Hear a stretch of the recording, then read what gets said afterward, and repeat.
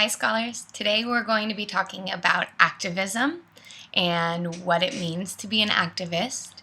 And I'm going to remind you of some people that we've already learned about who were activists of their time, and maybe some people of our time too. There's a lot going on in the world right now, and it can sometimes feel confusing, but I wanted to remind you that you actually already know a lot about this. Okay, here we go. All right, so today we're talking about activism.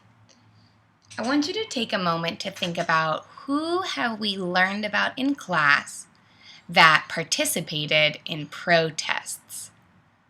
Do you remember anybody that we learned about in class that either led or participated in a protest? And it's not just protests. We've learned about different forms of activism, different types of activism that you can do and that people have done throughout history. So we're going to talk a little bit about that. So I wanted to see if you remember Sylvia Mendez and her family's fight to desegregate the schools. If you remember that story, it's all about Sylvia Mendez and how she and her family had to go to a different school than the white students. And if you remember, the white students had a really nice, clean school. It was very fancy. And the school that she and her family and her cousins and brothers and sisters went to was really not nice. It was not clean. They didn't have enough money. And it really wasn't fair. If you remember, her family actually took it to court. They went around, they talked to the community, they got people to sign that they agreed, and then they went to court and they won. And so she didn't have to go to that school anymore, and they were able to mix the schools so that everybody got a chance to go to the school that was closest to them instead of being separated. When you separate people based on how they look, their skin color, or where they're from, that's called segregation. Segregation. And we'll talk a little bit more about that in a few slides, and I think you probably remember it when we saw those signs that said whites only for the pool or for the drinking fountain. That's called segregation, and it is never okay, and it was not right. So we're going to move on to the next person. Do you remember learning about Rosa Parks? Now, Rosa Parks was sitting on the bus and was asked to move to the back so that a white person could sit down. And she was very brave, and if you remember, what did she say? She said no. And she was actually arrested for that. Do you remember that we talked about people breaking the laws and getting arrested, but that the laws themselves were what was unfair at the time? It gets a little tricky, but the laws themselves were wrong. So when people broke those laws, it was their form of activism. They were trying to show that those laws were not fair and that it was not okay. Even Martin Luther King went to jail too. He was arrested as well. And we talked about this a lot in class. He wasn't doing anything wrong. He was a good person and an activist, and he was still arrested. It means we have to think very carefully about what is right and what is wrong. And sometimes the laws can be wrong. And that's why we fight to change them, right? And so Rosa Parks was part of that. Next. Do you remember Cesar Chavez, Dolores Huerta, and the Delano grape strike? Now, we talked about Dolores Huerta. She was a teacher, remember? And she saw that her students didn't have shoes and they were hungry. And when she asked their parents what was going on, the parents said that they worked on the farms and that the bosses of the farms were not giving them money. They were not giving them water breaks. They were not giving them bathroom breaks. And they were not treating them fairly at all. And so both Cesar Chavez and Dolores Huerta told everybody not to buy grapes and lettuce so that the bosses of the farms would have to change their rules and would have to treat the farm workers fairly, okay? Next, of course, you remember Martin Luther King Jr. and the Civil Rights Movement. He did a whole lot of activism, and we're actually going to talk about all the different types of being an activist next. So, an activist is a person who works to solve a problem or improve their community to make it better. An activist is someone who cares about something and wants to make it better. And there are a lot of different ways to be an activist, and we're going to talk about some of those right now. So one way to be an activist is to give speeches. I think we talked a lot about this one in class. I wonder if any of you remember the name of this speech. It was called the I Have a Dream speech, and the march before it was called the March on Washington. So all those people, all those tiny little dots are people, and they marched together, and they sang together, and they chanted, and they had signs, and they walked all together and stopped right here, and Martin Luther King gave a really, really powerful speech. So one form of activism is to talk, right? Give a speech, talk to your friends, talk to your family, talk to your community.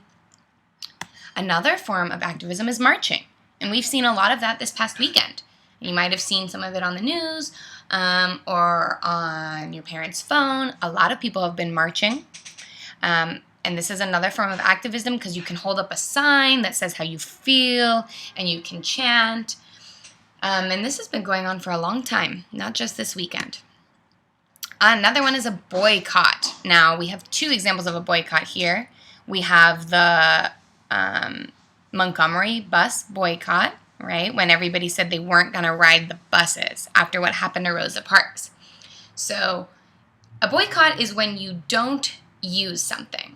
So maybe you don't go buy grapes or you don't use the bus. It's a way to support so that whoever's doing the bad thing has to change their rules. So for example, the rules on the bus were that black people had to sit in the back and white people got to sit in the front. And that's not fair. So during the Montgomery bus boycott, they did not ride the buses and they walked for over a year. And so the buses were losing money because nobody was riding the buses, and so they had to change their rules, okay? There's also a strike. A strike is when the workers say enough is enough and they don't go to work. Now, you might not remember this, but the teachers went on strike last year when you were in kindergarten. You might have noticed you had a substitute or someone else taking care of you for 6 days. And you can see in this picture the teachers from Hillcrest. You can see Miss Miranda with a sign that says "Si se puede," yes we can. And you can see me, and my sign says "On strike for our students." And all of the teachers decided we weren't going to go to work, not because we don't love you, but because we had to. We wanted to tell the big bosses that you all deserve more. We wanted more money for the classrooms. We wanted nurses in every school and librarians in every school. And we wanted to be able to take care of you better. And we wanted more money for our classes so that we could give you everything you need. And when we didn't feel like we were listened to, we went on strike. Another form of activism is sit-ins. Do you remember this? I have this picture up here to show you segregation, right? This is the white water fountain, and this is the water fountain for people of color. And you can see this is not as nice. This fountain is not as nice. That's why Sylvia Mendez's book is called Separate is Never Equal. Because when you have two separate things, it's just not fair, and it's not right. And so the restaurants used to be segregated. And there would be either restaurants for white people or like a space in the restaurant that was just for white people. And so black people and people of color came and they would quietly sit. You can even see in this picture, he's just reading just to show that they belonged there, right? And that they're human beings and they deserve to eat where they want and not to be separated. So my question for you to think about today is, why do you think people choose to be activists? And what does it mean to stand up for something you believe in? People have been doing this for a very long time, and they're going to continue to do it for a long time. What does it mean to stand up for something you believe in? What's something that you care about? What would you be an activist about? And I think the more we understand it, then we don't have to feel scared, and we can understand it, and we can be really good listeners to the people who are out there protesting and talking about something that's very, very important to them and can be important to all of us if we listen. And another thing I want you to think about is, can a kid be an activist? Can a kid be an activist? Do you remember this story called The Youngest Marcher? I think Miss Medina did a read-a-lot of it on YouTube, and we can find that and listen to that as well. But I believe a kid can be an excellent activist because I believe in all of you. I love to listen to you. I think you are the smartest, kindest, most thoughtful students in the world, and I would listen to anything that you care about. So I think if you want to be an activist, you can be. And there's lots of different ways to do that. I want you to know that we are making the world a better place together because we love you. We want you to have a beautiful future. We want you to have everything that you need and deserve. Oh well. And we care about you.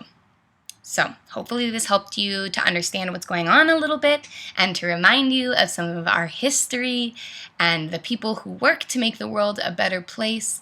And that's a little bit of what's going on right now. If you have any questions, I am always, always, always here for you. And I love you.